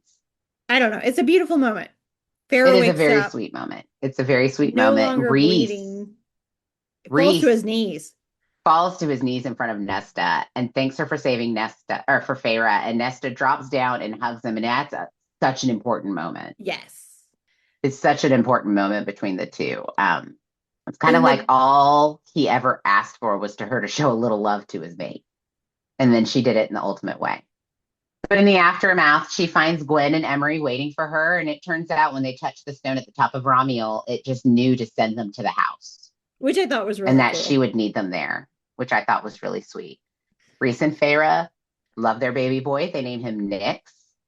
And Cassian and Nesta prepare for a mating bond. They decide that they're going to do a full ceremony and share the biscuit. Nesta. So it's so funny because Nesta, like, she offers him a stale cookie out of her pocket that she got out of one of the rooms in the house. And she offers it to him, and he's like, really, a cookie? She goes, we can either do this or we can have the most ostentatious mating ceremony you can imagine. One of the two. We're not doing it, no compromise. And he goes, all right, we'll do both. And he takes the cookie from her, says, we'll have the most obnoxious ceremony ever. And she goes on to say in the last chapter that Rhys was getting a little obnoxious with the gift giving after she saved them. Yeah. And she had to tell him to knock it off. And she was like, if you really, Rhys, if you want to pay me back, give me the most obnoxious, elaborate ceremony you can imagine. And he was like, done, done, done, and done. Yeah. And like, was like a kid in a candy shop planning the most ostentatious mating ceremony for kids. Because it's not just Nesta, it's his bro, it's Cass. Like, so everybody is beyond excited and tickled. And they agree that they want babies too, but not anytime soon. Yeah. She's like, I'm not getting off She's like, I'm not going to stop drinking my nasty ass bitter brew birth control. Okay. I'm not ready. And he's like, that's fine, but we're going to have babies. And she said, yes. When I fixed Feyre, I made it so that I can also bear an Illyrian baby with no problem. And again, one would hope she also did that for Elaine, because fingers crossed, a little Elaine baby would be magic. So then that happened. Cassian goes to visit Eris in the Hewn City. And this is really important. He finds out that Eris was tortured by Baron to get information from him about what happened with Briallyn. Yeah. And he didn't cave at all. And Cassian's really impressed. And Eris is like, do you think I haven't suffered? You know, like, Cassian's impressed that he didn't rat. And he's also horrified that his father would do that to him. Right. And he can't help it. There's a pity that comes across his face. And that just pisses Eris off. Yeah. Well, and then this is when he kind of wants to know more about Mor. Yeah, he says, what happened with Mor in the woods? And Eris insists that that's Mor's story to tell. He doesn't know why Mor lies, is what he says. I don't know why Mor won't tell you what really happened, but that's for her. So there's something there, and I'm very curious to know what's going on. I'm sure that's going to be explored in further books. I hope so. But they know that Coast J is still a threat, and that Baron is probably going to try to ally with them now that Briallyn's out of the picture, so they need to be on guard. What Cassian says to Eris on his way out of the room. He looks at him and he says, deep down, I think you really might be a decent dude. You're just too big of a coward to show it. And leaves. And I think that kind of really sets with Eris. So I'm very curious to see what she does with that character. Still not a huge fan of him, but we'll see what happens. We'll see what happens. So but all this culminates into probably the most important part of Nesta's story. Yes. And they have their mating ceremony. Rhys That's pays 3 for days all away. of it. Yep. And Rhys gifts him the House of Wind, as we talked about earlier. And Feyre gives Nesta a portrait of her at the Pass of Enalius. It's kind of funny. I don't know. I would love to see her paintings. I wish someone would paint all No, of her I think paintings. it's really important because throughout the book, Nesta notes that there are pictures of everyone of their family members in their house. There are portraits of them everywhere. But there are none of Nesta and there are none of their mother. Yeah. There are some of Papa Archeron. Nesta's the only one of the kids who actually loved their mother. Yeah. She resents her now, but she loved her. Yeah. Feyre did not. Feyre has represented every member of their family in the house in multiple ways. But Nesta, throughout the book, every time she goes into that house, she mentions, I'm looking at the walls without my picture on them. So the fact that that is what Feyre offers up to her as a mating present is really meaningful because that's also what Feyre gives everybody, is paintings. And she's never given Nesta one. And it's not necessarily just what she imagined, but Nesta was able to give Rhys images from what she experienced. Right. And she was able to draw off those images to paint the portrait. And it really touched Nesta's heart. It did. And then last, it's Nesta, Feyre, Elaine, and baby Nyx going for a walk through Valeris, and they visit their father's grave. And it's first time for Nesta because she hasn't ever been there. And I love at the end how she places the small rose that he carved at his grave. In an extremely symbolic move. That little flower, she ferreted away months ago from her old house that she's kind of kept hidden on her shelf. She leaves it on his grave, like his gravestone. Right.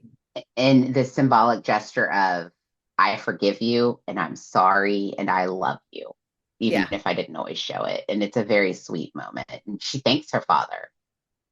And she joins her sisters and they leave. And that's the end of the book.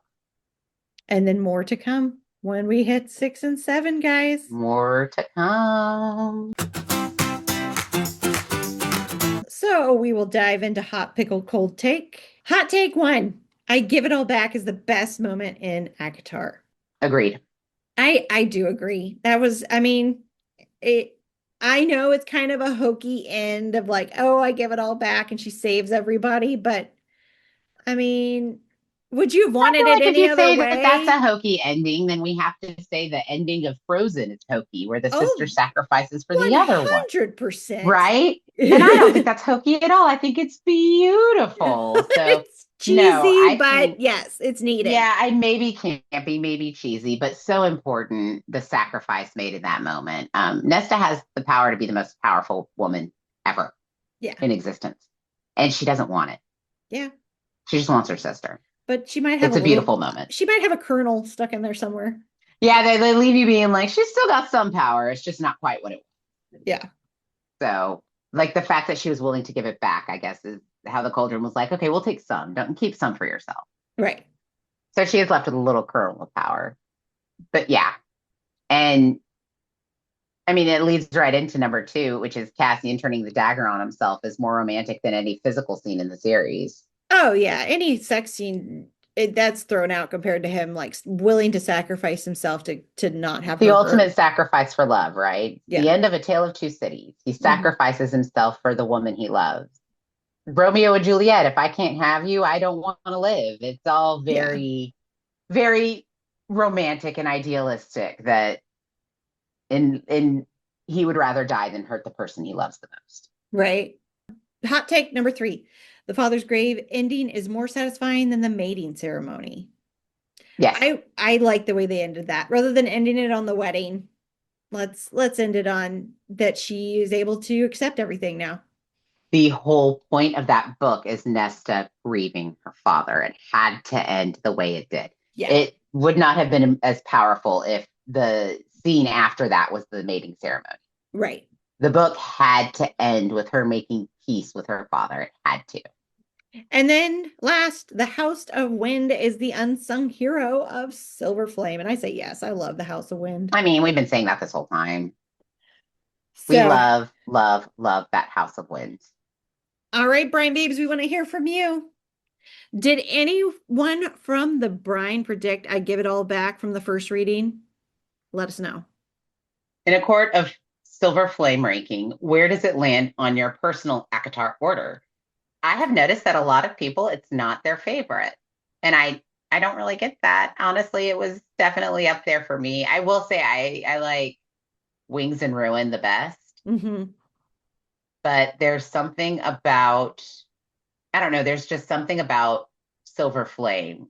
And maybe it's because of all the important character arcs, not just for Nesta, but for some of the other characters in it. But it gave you a lot. Best scene in the whole book. Just one and make it count.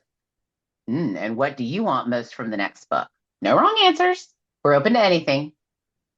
And what was the moment in this book that made you feel something you weren't expecting to feel? Ooh, tag us at Pickle Party Pod. We're reading every single one, so make sure you hit us up. And until next time, stay brined. And remember what Nesta Archeron taught us. The thing you were given without your consent, the power, the transformation, the life you didn't ask for, you can decide what you want to do with it. You can give it back. You can make it into something. You can name your sword after the piece you want and fight your way toward it. It's up to you.